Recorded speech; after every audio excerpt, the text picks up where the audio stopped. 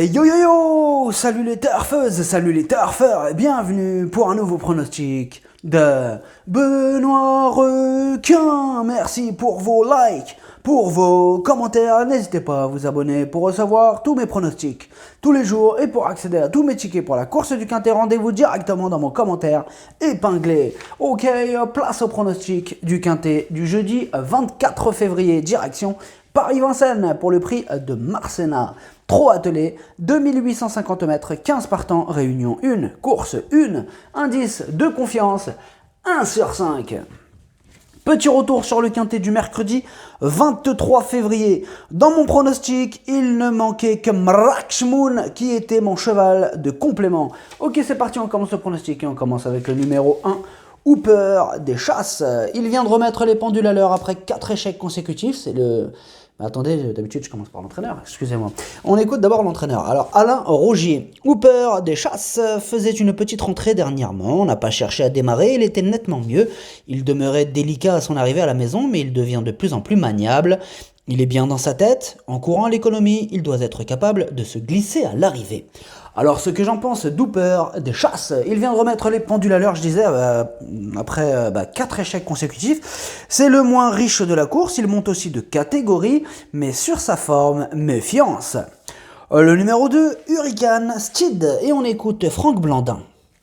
Hurricane Steed a été très malheureux derrière un concurrent totalement sur ses fins à 1000 mètres de l'arrivée la dernière fois. A complètement oublié. Il parle de cette sortie, je pense. Bah oui. Alors, comme ce n'est pas un grand vireur, on essaye de le courir le long du rail. Il est en bonne forme et dans sa catégorie. Il n'a peut-être pas de marge, mais s'il peut s'exprimer dans des conditions favorables, cette fois-ci, il est compétitif.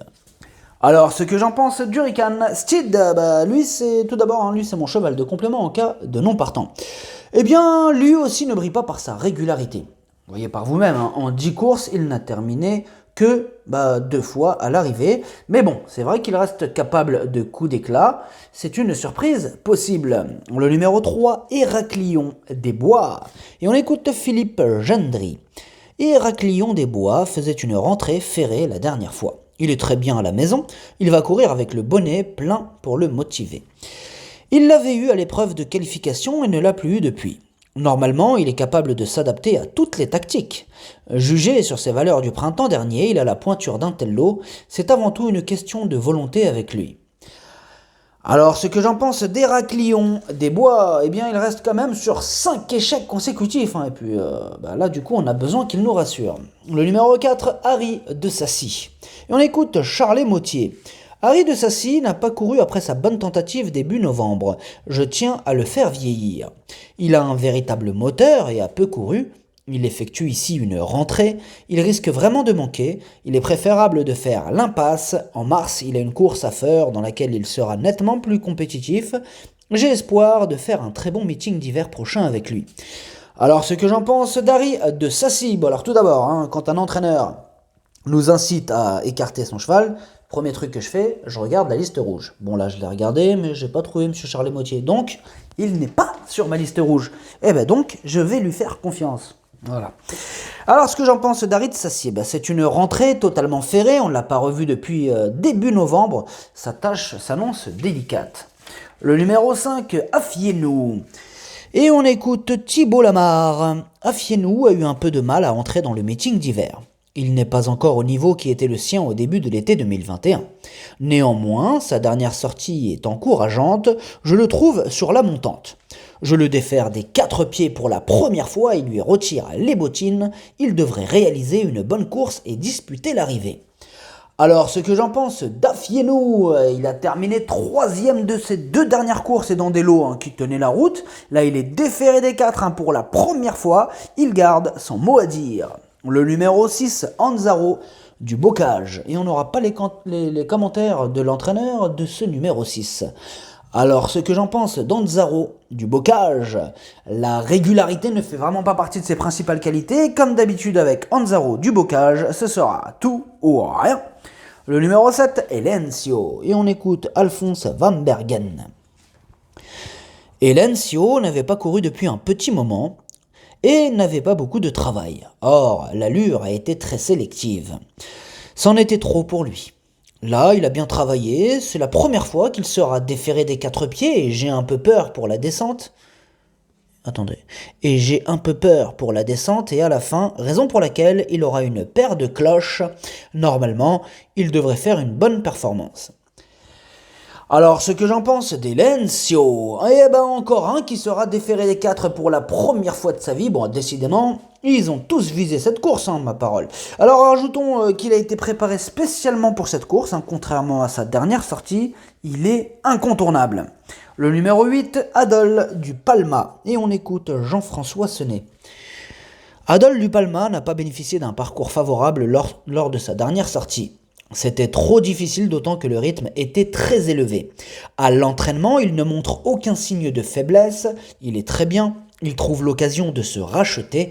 Il avait réalisé un très bon mois de décembre et fait ses preuves sur les parcours de tenue. Ici, il est capable de pleinement se racheter. Alors, ce que j'en pense d'Adol du Palma, il reste sur 2 échecs, qui comportent quelques excuses valables. Avant ça, il enchaînait les excellentes performances, réhabilitation en vue. Le numéro 9, Hydromel. Et on écoute Xavier Thielens. Hydromel s'est un peu fâché sur son embouchure en dernier lieu, mais a vraiment bien travaillé après sa faute. Sa musique récente découle plus d'un mauvais concours de circonstances que d'une méforme. Il paraît frais, bien souple et a déjà montré des moyens à Vincennes. C'est un engagement dans ses cordes. Si tout se passe bien, il doit figurer en bon rang. Alors, ce que j'en pense d'Hydromel, il y a un paquet de chevaux irréguliers dans ce quintet. Il y en a un paquet, la preuve avec lui. En 5 courses, une seule fois à l'arrivée. Mais bon, c'est vrai qu'il a déjà fait ses preuves à ce niveau. Possible casseur de tickets. Le numéro 10, Autun, et on écoute Vincent Lebarque. Autun avait tenté le coup dans un groupe 2 en décembre en vue d'une course à venir, mais il n'était pas bien. Il a fallu renoncer. Sa rentrée était vraiment discrète. Certes, il était ferré, mais il a terminé loin. Cela me refroidit un peu. On le défère des 4 pieds, c'est une course dans sa catégorie. S'il donne sa pleine mesure, il est à même de disputer l'arrivée. Il faut qu'il rassure un peu. Alors, ce que j'en pense d'Autun, tout d'abord, lui c'est mon deuxième cheval de complément en cas de non partant. Il reste sur un échec le jour de sa rentrée, des progrès sont attendus sur cette sortie, il sera déféré des 4, il va tenter de remettre les pendules à l'heure. Le numéro 11, Hermès d'Écreville, et on écoute Bruno Marie. Hermès d'Écreville doit se contenter des miettes cet hiver sans démériter. Il a gagné sa course en septembre avant de monter un peu de catégorie. Il est brave et sérieux, mais ce n'est pas suffisant tout de suite pour jouer un premier rôle. Je me satisferai d'une petite place dans l'immédiat. Alors, ce que j'en pense d'Hermès d'Écreville, tout d'abord, lui, c'est lui, le 8e de mon pronostic, tout simplement. Eh bien, ses dernières sorties ne sont vraiment pas éblouissantes. Il n'a pas de marge en plus, mais bon. Yes, là, on est sur le quintet idéal pour espérer terminer à l'arrivée avec lui. Oui, car il pourra compter sur des probables défaillances de chevaux en vue. Le numéro 12, Helios Somoli, et on écoute Mathias Dudouis. Oui, Dudouis. Helios Somoli devait courir en province, mais c'est un bel engagement. Alors, on tente notre chance. Comme il en fait le minimum, il est difficile de situer son degré de forme au travail. C'est plutôt pour préparer la province. S'il a repris de la fraîcheur et qu'il paraît bien, il n'est pas archi affûté. On va le tester déféré des 4 pieds pour la première fois. Alors, ce que j'en pense d'Helios Somoli, encore un qui sera déféré des 4 pour la première fois de sa vie. Là, il a 2 courses dans les jambes. Attention à lui.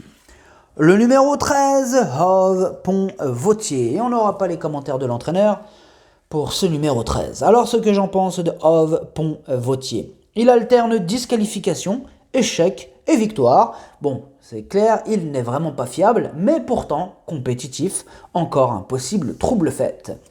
Le numéro 14, Hello de Loiron. Et on écoute Thierry Mousseau.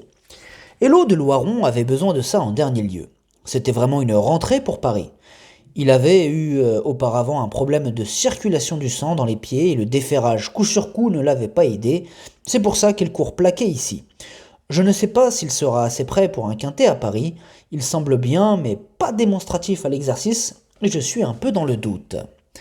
Alors, ce que j'en pense d'Elo de Loiron. Eh bien, il a terminé 9e le jour de sa rentrée au niveau inférieur. Bon, il a pourtant les qualités requises pour bien faire, et il devrait du coup monter sur sa course de rentrée, et en théorie, il a sa chance. Le numéro 15, Happy de la Côte. Ou de la Côte, j'aime pas regarder. La Côte. La cocotte. Happy de la Côte. Eh ben, on n'aura pas les commentaires de l'entraîneur pour ce numéro 15. Alors, ce que j'en pense d'Happy de la Côte. Eh bien, lui aussi sera déféré des 4 pour la première fois de sa vie.